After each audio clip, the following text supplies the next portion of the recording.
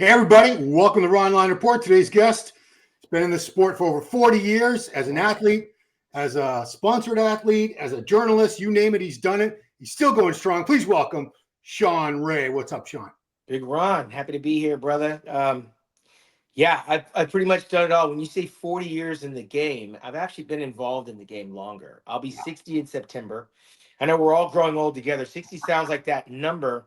Yeah. But I'll be growing a nice fraternity. You know, Lee Haney is there, Dorian Yates, Labrada, Mike Christian, my mentor, John Brown. He's 10 years older than me. So, and then I got good company, Kevin Lavroni, Flex Wheeler, several other guys that have hit that milestone. I don't say that lightly because there's a lot of guys that didn't make it. So the older I get, the more nostalgic I get, because I look at where we are as a sport, where our trajectory is, what I bear witness with my own eyes, standing on stage with some of the world's best. And then again, like you said, I have done everything. I mean, I've been a sponsored athlete. I'm a contest promoter, both professionally and amateur. I've done the Shawn Ray muscle camps around the world. I'll toot my horn for a little bit for those that don't know, because what I'm realizing with social media is there's guys that are just coming in like this year into the business. Yeah. But over the course of my career, on and off the stage, hosting my own TV workout show for ESPN back in the 90s, doing the muscle camps around the world. And when I say around the world, I'm talking Ireland, South Africa, Australia, Chile, California, Las Vegas, Miami. I mean, I've done those muscle camps, which I'm pretty proud of because it takes a lot of coordination. But more importantly, I've employed other athletes, which means I put money in these athletes' pockets. And some of the guys I've worked alongside with at my muscle camps were the best of the best, including your boy Lee Priest, Jay Cutler, Dexter Jackson, Kai Green, Sean Roden, Cedric McMillan. I've pretty much had everybody involved with those muscle camps because that's the way we give back to the guys coming up behind us. And of course, it's been an honor and a privilege to work with the leaders and founders of our sport, from the Joe Weider and Ben Weider brothers to Steve Bleckman over at Muscular Development, John Balick, who I won his very first show, put me on his Ironman cover of the magazine, shooting with and for Chris Lund and Robert Reif, Kevin Wayne, Ricky Wayne's son. I've worked with some of the industry leaders, including the late Bob Kennedy.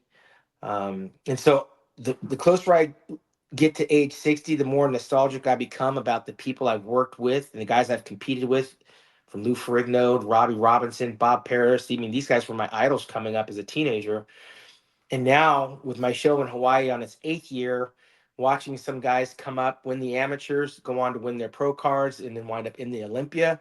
That's kind of like watching your kid, you know, go through high school, college, and graduate and become a lawyer or a doctor, right? Yeah.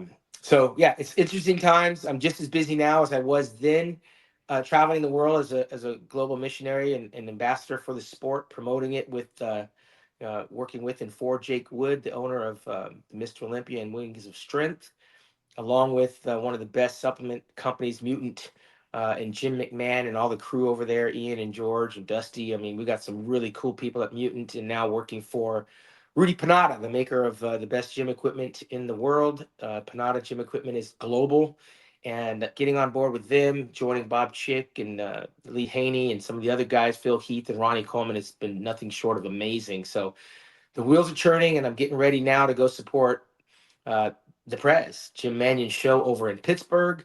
He's supersized it, added an expo, made it 2 days, giving away $100,000. And I'm going over there on my own dime just to bear witness to that, because I want to show Jimmy the support he showed me. I met him when I was 17 years old. Wow. And I've been paying it back ever since, because becoming a national champion, the 5th national champion ever, would not have been possible if Jim Mannion didn't put the NPC together. So I'm looking forward to supporting his show. Let's not forget, you were 22 years old when you won the NPC Nationals, correct? Yeah, it was one day after my birthday, and I'm still the youngest overall national champion, which that's a badge of honor, because when I went to go do that show, I didn't have a plan B. I was in college. I kind of went in there pretty cocksure, because the guys before me, Bob Paris and Lee Haney and Mike Christian and Gary Stradham, Phil Williams, they were all decorated bodybuilders. I wanted to be just like them. And when that happened for me, I didn't go back to college. Let's put it that way. Yeah, right. I think you made the right move. So Yeah. Pittsburgh, man, this is the first time that the show's been around a very long time, but they've never had open men until this year. And he's coming out of the gate strong with, I believe is it $100,000 for first prize? It is, and that prize money is not possible without the great sponsors of our sport. Listen, some of the sponsors of our sport are now doing very well because of the NPC and because of the IFBB. And Jim Mannion opened that door for the growth of a lot of those companies who are now digging a little bit deeper in their pockets and giving it back to Jim. And Jim doing the right thing, giving it back to the athletes is nothing short of what I would expect from someone like him. And these bodybuilders are the sole benefactors of the work that Jim Mannion has done establishing, curating, and massaging those relationships with those sponsoring companies, that they go deeper in their pocket because they're making more money off of being supporters of the NPC and the IFBB Pro League. Right. So let's start getting into the lineup, because this is a stellar lineup. Mm-hmm.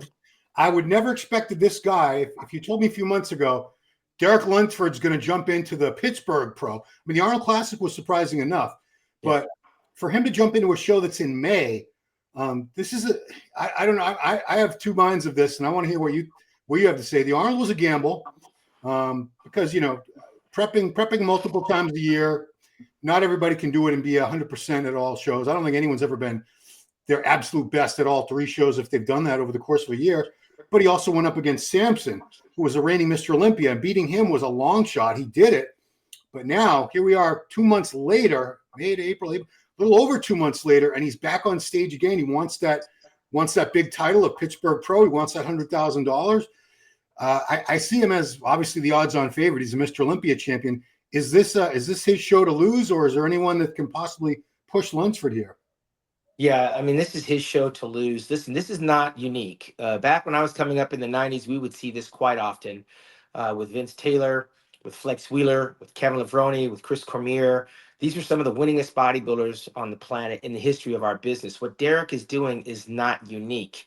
It is something that happened on a routine basis in the 90s. And these bodybuilders are capable of peaking and re-peaking multiple times a year. The good thing I like about Derek, and I knew this as he was coming up winning the USAs, was that he had the tools to take it to the next level. And when he won his first 212 Olympia, I reiterated to him he should be in the Open. He could be a Mr. Olympia winner. And I believe he went in his first year and got third, or was it second?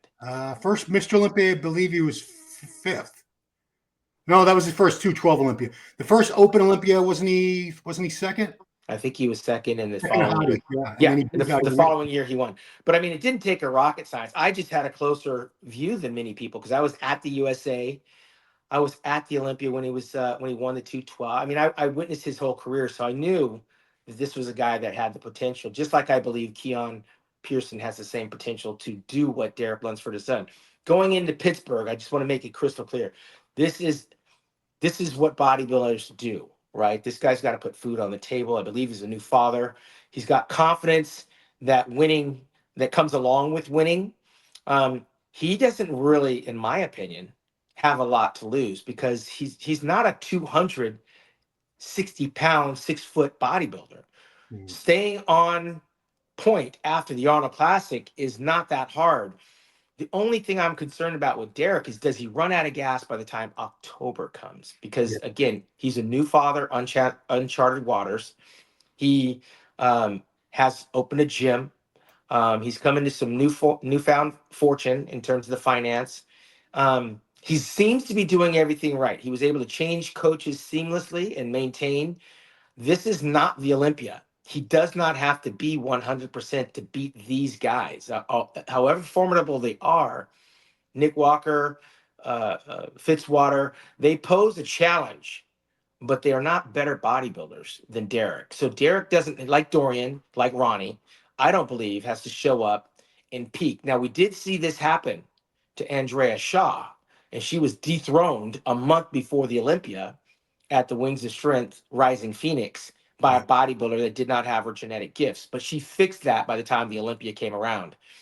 Derek going into this show sends a message to all the other bodybuilders that if you're bodybuilding and you're professional, this is what you do. Me and Bob Chick call this the business of bodybuilding. You bodybuild to compete. I was not of the same frame because I was more about my business, which was promotions. So I only competed mainly in the Olympia, and the rest of the time I built my career around traveling the world, which was one of the perks that I was in love with the sport when I was a kid. And I stayed true to it throughout my career, which is why I didn't compete as much as the other guys I was up against. But Flex Wheeler, Vince Taylor, Dexter Jackson, Chris Cormier, they do what Derek is doing. They did all the time. This is not unique. Derek has the ability not only to go in here at 95% and win, but also show up at the Mr. Olympia and be a formidable challenger. The question remains, come Olympia, does he run out of gas? In Pittsburgh, I think he's going to have plenty of gas in the tank. Yeah, I mean, I was going to get to that later, but I mean, this is what happened with Hadi last year. Hadi did the spring shows. He did the Arnold USA, Arnold UK, blew them away. Best Hadi we'd seen maybe ever. But then he rolls into Olympia. And I don't think he was off by much, but just being off a tiny bit off his best was enough for him to lose to Samson. He's the guy sitting out the whole year, staying fresh, working in silence. And I see a big advantage for Hadi in that aspect up against Samson and Derek. Well, I can tell you, based on the recent history of the Olympia, we're not in the Dorian Yates, Ronnie Coleman, Phil Heath era. That Olympia title has changed hands, how many times? 6 or 7 times in the last 7 or 8 years, right? Seven times in 8 years. Okay, so Hadi's sitting out and thinking that if this is the solution, he could still wind up in third. He can slip down to fourth if Fitzwater shows up right. He can miss his peak, miss his timing. A lot of things can go wrong because he's waiting. But he did take a well-deserved rest. I'll give him credit for that. But he did open the door for new names to be talked about, like Fitzwater and like Derek, who is not a new name. He's one of his rivals. As a matter of fact, he's going to be the man to beat, I believe, Derek, because Hadi has more to prove. Now, more time off doesn't necessarily mean you improve. You can miss your peak on the day. You miss your peak at prejudging and you're screwed. It's happened. It's a different criteria that's being judged at these Olympias when I was coming up. You could show up and be off and still win and have a good, strong argument because you've won multiple times prior. Yeah. Winning prior does not give you carte blanche come October. Either you're on or you're off. And Hadi earned the break that he took. But Derek will look back 10, 15 years from now and realize that by going in that Arnold Classic and winning that $500,000 and going into Pittsburgh and potentially winning another $100,000 and getting third at the Mr. Olympia to add that 100 and change to that, that's a really good year. And then he'll be back on stage in October. And he's a top 3 bodybuilder. We know that. He's a former Mr. Olympia. I don't see Derek slipping out of the top 3. And to be third will not be a slap in the face if you lose to the defending champion and a former champion. So he needs to take one show at a time.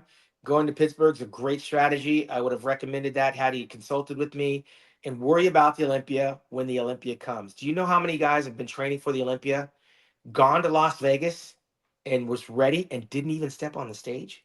Yeah. I'll remind you that our late friend Cedric McMillan wound up going to the Mr. Olympia and didn't come back after prejudging. I'll remind you that 2 years ago, a guy by the name of Logan Franklin, who won the Shawn Ray Hawaiian Classic twice, qualified, waited a whole year, showed up in Las Vegas, and never stepped on the stage. Yep. So you can't plan the future thinking about the future that way. He's alive today. He's healthy today. Go get what's yours, and secure your financial future and build on that reputation. Listen, Chris Cormier and Kevin Levrone and Vince Taylor, they never won the Open Olympia, but they built a career off of victories. And those victories made a certain lifestyle for them. So kudos to Derek for choosing this show, supporting what Jim's built. And I'm sure he's up for the challenge. I know he wants to feel like Rich Gaspari when he won the first Arnold Classic, right? Rich won the Arnold, but never won the Olympia. He made a career off of being second place 3 different times. But we know Rich Gaspari for being the first Arnold Classic champion. Derek is in the history books. He won the Olympia. He wins the first Pittsburgh Pro. There's another feather in his cap. If he never wins the Mr. Olympia again, he will always be Mr. Olympia in everyone's eyes. Yeah. And so far, he's the only person who's won the 212 and the Open Olympia until Keon does that in a couple of years. Keon will definitely do that. And it's up to him how long he wants to wait to do it. I would love to see him do it next year and just go for it because I believe there's nobody rivaling him in the 212 this year. Yeah, agreed. All right. Well, Derek, obviously the huge front runner, but boy, Nick Walker is getting a lot of talk. It's not the prettiest physique, but it's brutally huge. He's not much taller, maybe a half inch taller than Derek, and he's got to have 30, 40 pounds of just sheer mass on him.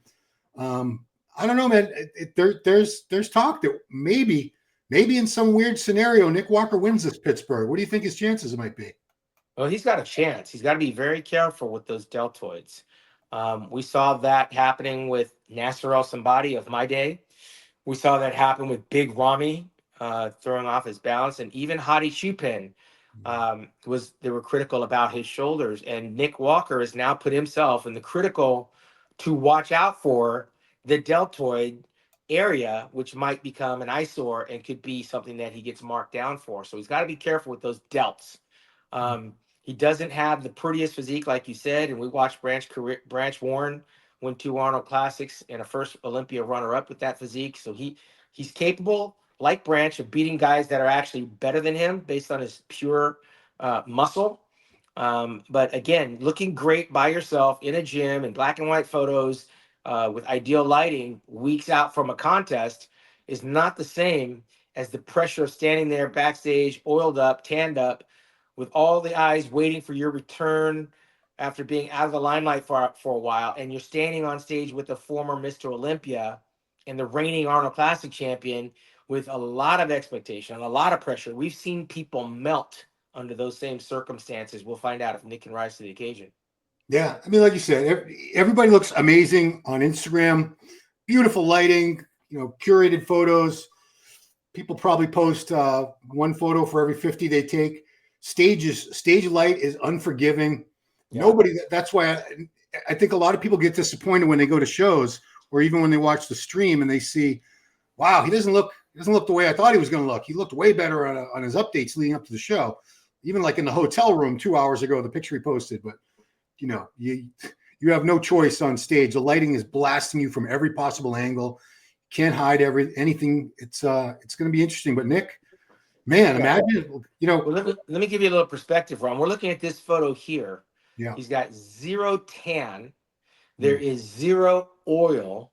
Those are not stage lights, and he's not standing in front of 4,000 screaming fans to be scrutinized against the world's best. So the only thing we're able to compare this photograph to are the other ones that he took, like this one. He's not standing next to anybody. He's a professional bodybuilder, and he's a champion bodybuilder. So that's what you're supposed to look like. Yeah. But we know that all kinds of things go wrong with the carving process, with the cardio process, with the lighting, with Big Steve's booming voice, front double bicep, stand back in line. Nick he's been on the stage enough to understand the dynamics of pressure.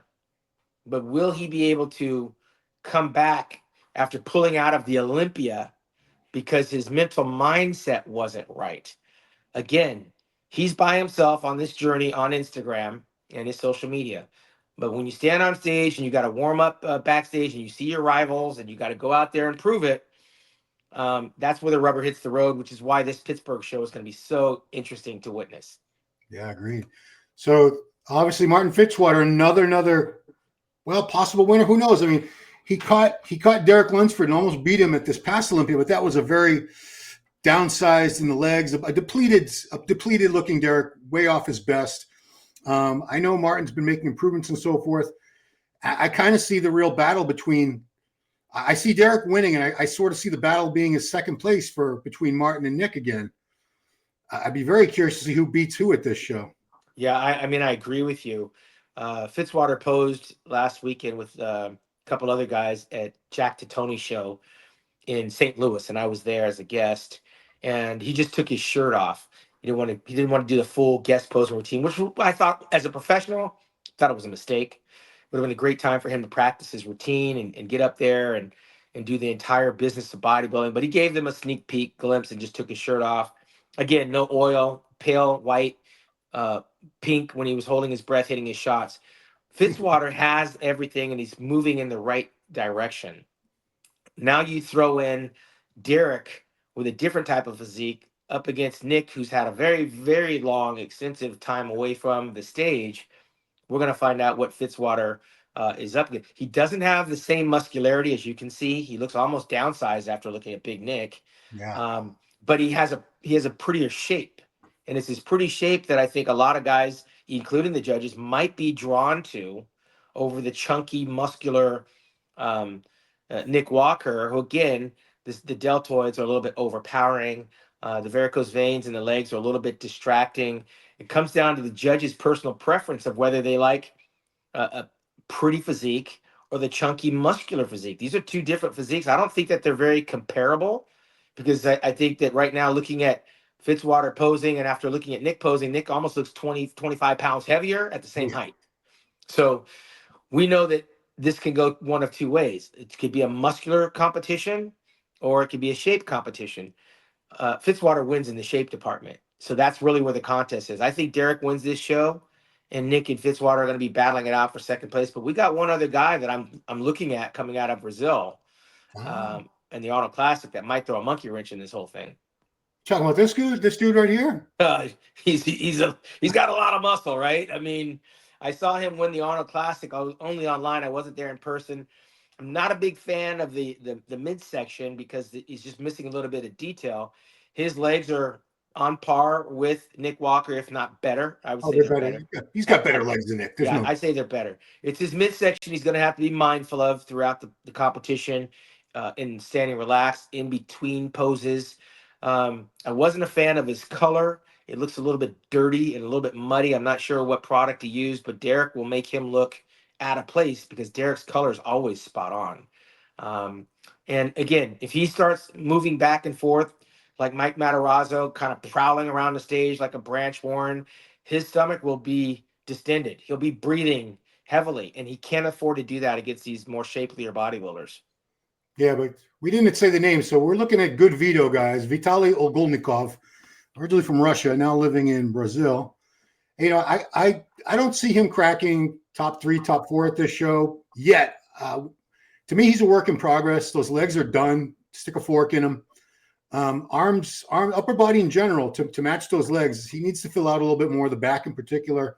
But I think he's 26 years old. He's a kid. Yeah.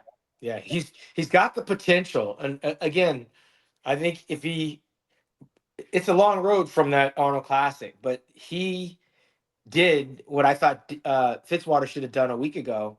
He went through the process of drying out, went through the process of getting on stage, and they actually scored him a winner. So he's got confidence. And I know he wants more for himself. And this is a great opportunity without having to wait until October, where you might throw in some other guys that have better genetic gifts. This is a good lineup for this guy. And if one or two of those guys come in off, he could put one of them on the sidelines. He doesn't have the most pleasing physique midsection, and he doesn't stand right. Like, his legs are so far apart when he stands. Yeah. But he's young, like you said, he's young, and those mistakes he's making on the biggest stage, and he may be able to correct some of those come Pittsburgh.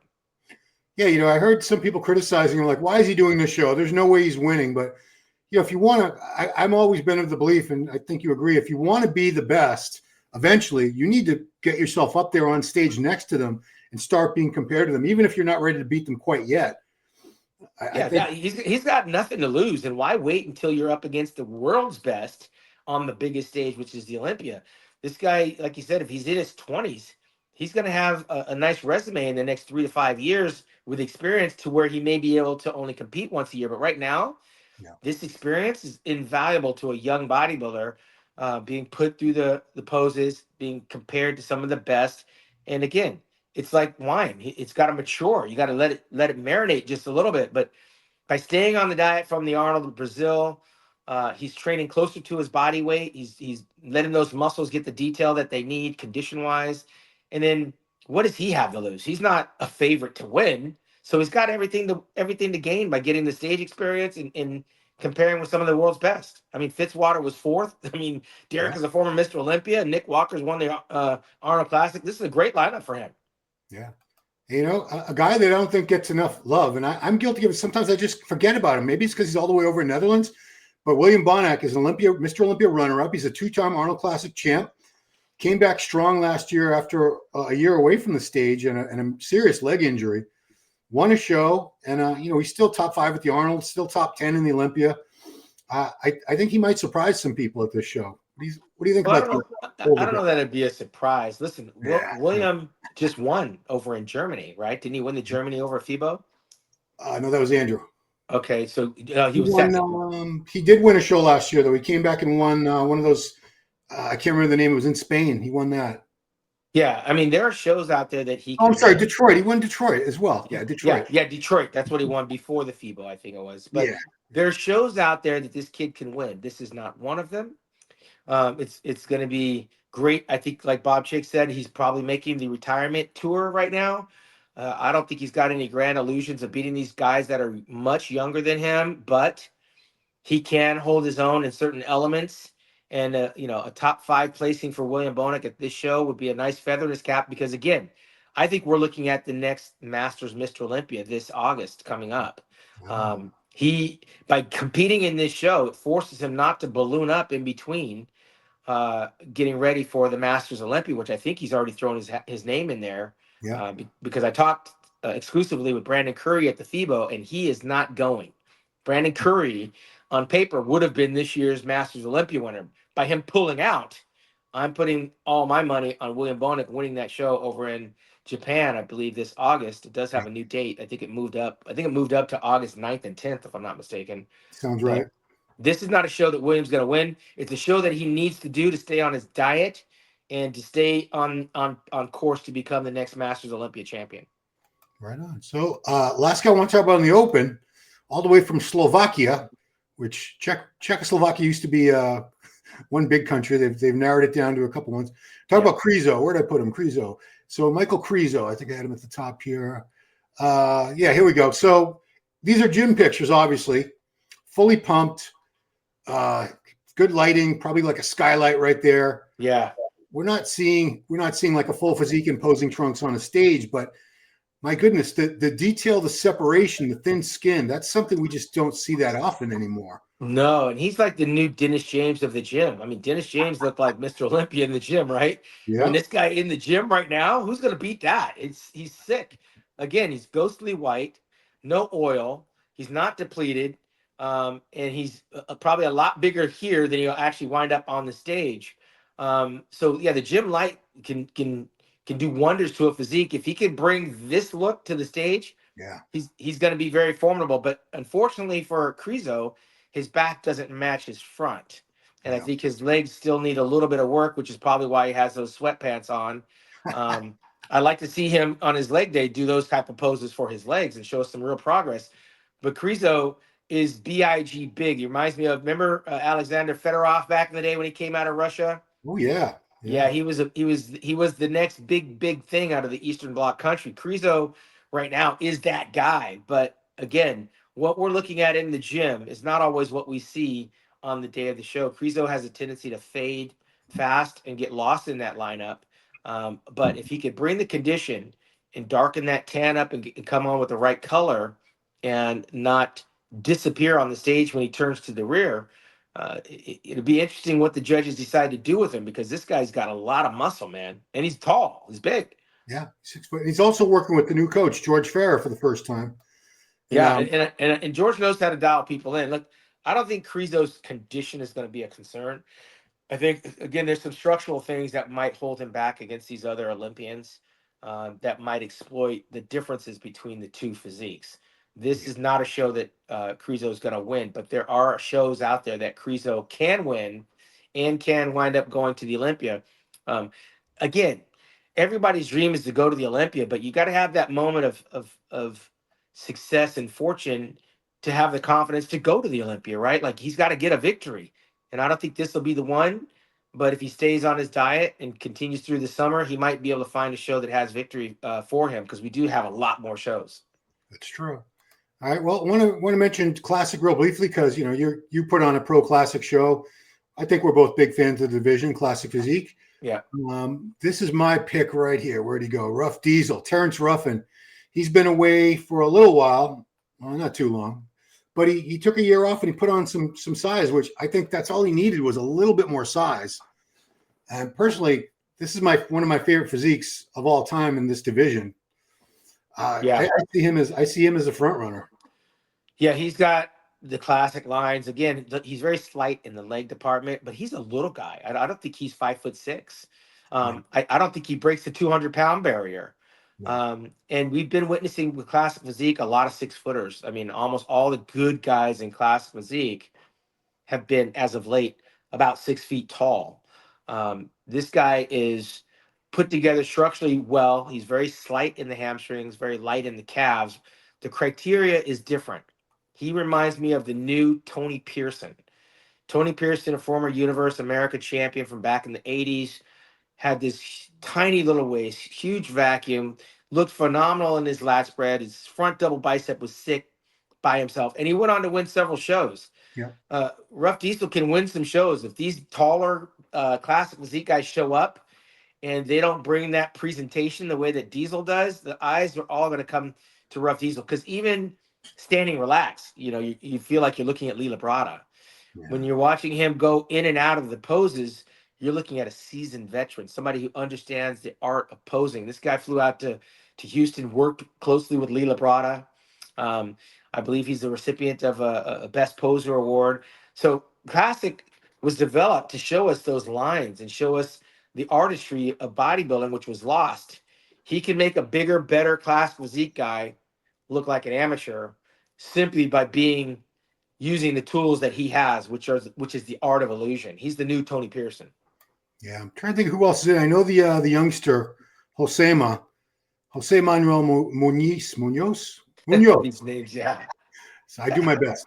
So this I call him a kid because he just turned 23 after the last Olympia. So when we saw him take 6th place last year at the Olympia, he was only 22 years old. Yeah. I think he's got a bright future ahead of him. He's going to push Rough as well. I'm trying to think who else on the show. No, he definitely has. He's got a lot of potential. That's what's great about the class physique is you don't know where these guys come from, but when they arrive, you start to see kind of what the future of that division has, and it has a lot of youth. I don't know that Rough Diesel's that young, but this kid is a baby by comparison. Well, Rough's only like 28 or 29. They're all so young. Yeah, relatively speaking.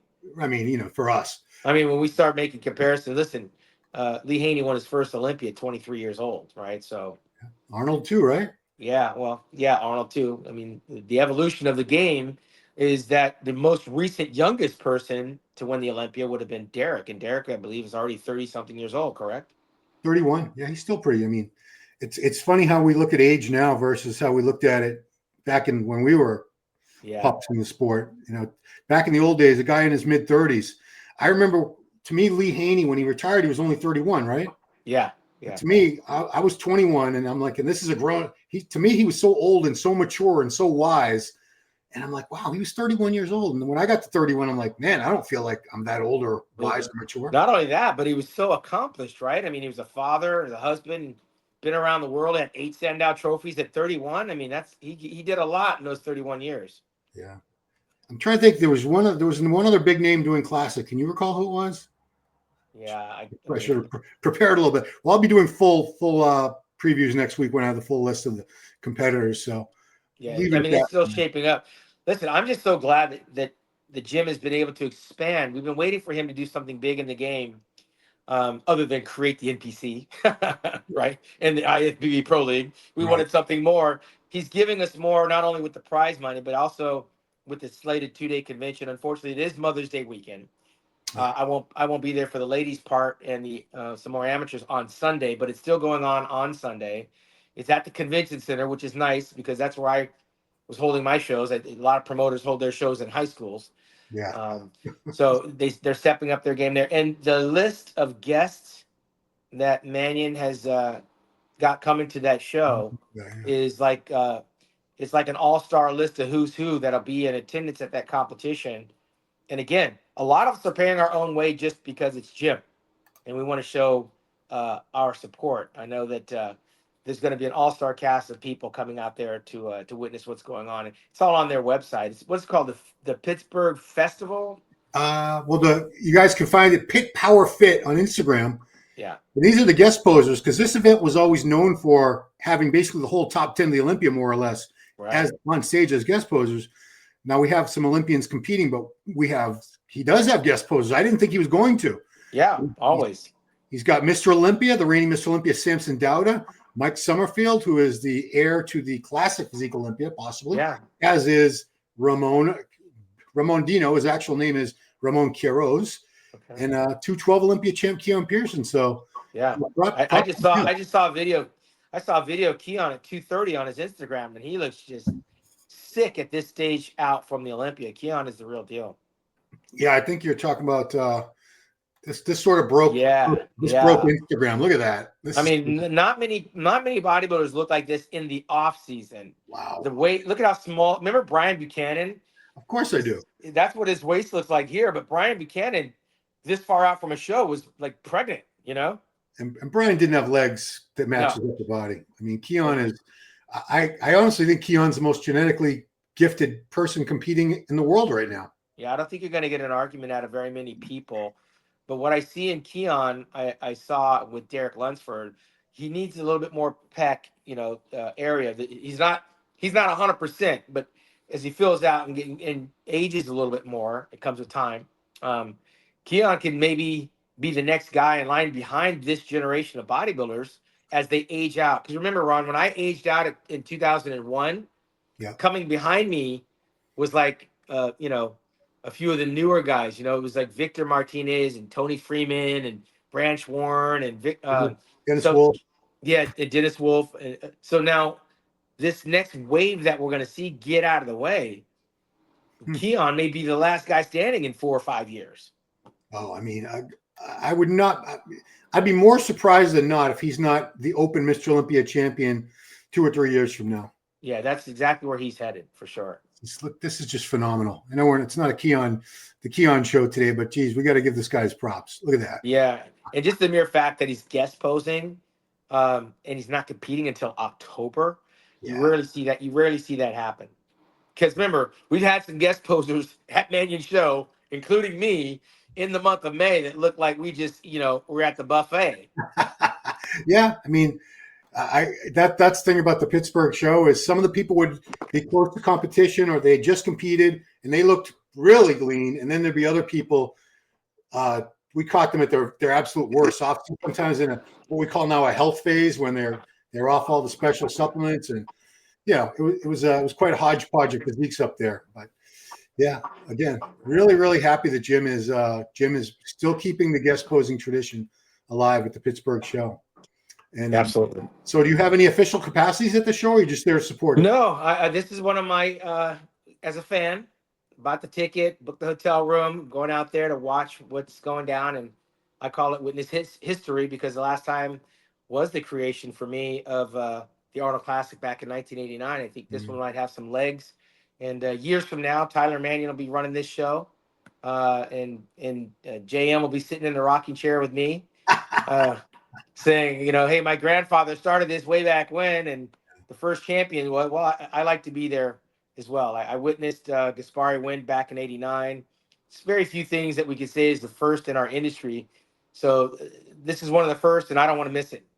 Yeah, and, wrapping it up, just to mention Derek again, if he manages to do this, to win this and get his Olympia title back this year, I would argue that could possibly be the greatest season of any pro bodybuilder that we've known. Other guys have won the Arnold, the Olympia, but he would be the first, to recapture the Olympia title. The only person since Jay Cutler was able to do it in 60 years of Olympia history. Jay did it in 2009.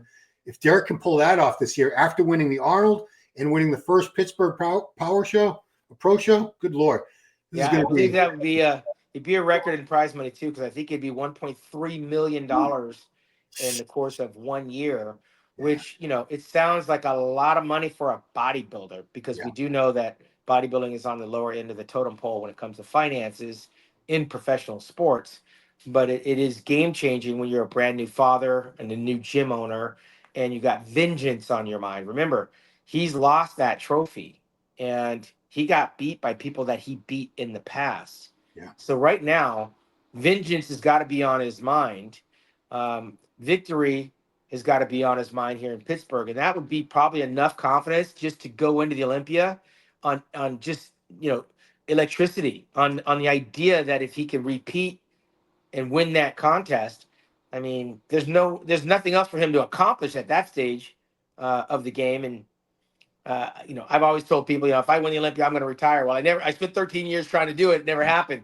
If Derek recaptures the Olympia, he's got nothing else to prove. He could be a young retiree if he decides, but he may also have more confidence to continue trying to be a multiple Olympia winner. So definitely makes it interesting for the Olympia promotion. Dan Solomon and Jake Wood at the Resort World Hotel and Resort this October, which again, we're going to be celebrating 61 years, and it'll be a huge showdown because we got a lot of other qualifying shows before we even get there. But Derek has already cemented his place by being a past champion. You have a lifetime invitation to compete in the Mr. Olympia. So he's got nothing to prove right now. This contest that he's doing is surely because he wants to be the first Pittsburgh Pro champion. Right on. I want to make sure I get the right Instagram for you because I've messed that up again.